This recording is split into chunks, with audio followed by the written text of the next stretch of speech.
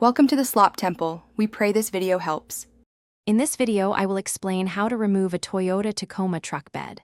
First, ensure you have all necessary tools, including a T55 Torx bit, a torque wrench, and a breaker bar.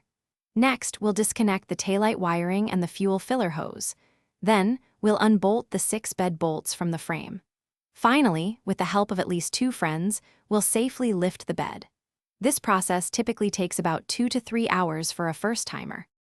Before starting, gather your essential tools. You'll need a T55 Torx bit, an extension, and a breaker bar for the 6 bed mounting bolts. A torque wrench is vital for reinstallation, ensuring bolts are tightened to 55 to 60 foot-pounds. Safety glasses and gloves are highly recommended.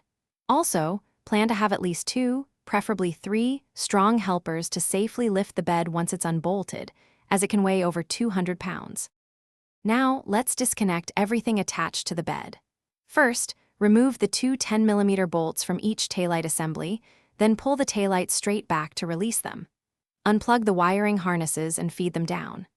Next, open the fuel door and detach the fuel filler neck from the bed, often by pushing it inward or unbolting it. Double-check that all electrical connections and hoses are completely free before proceeding.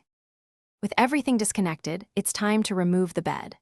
Locate the 6 T55 Torx bed mounting bolts, typically 3 on each side, and remove them. With your helpers, carefully lift the bed straight up and off the frame.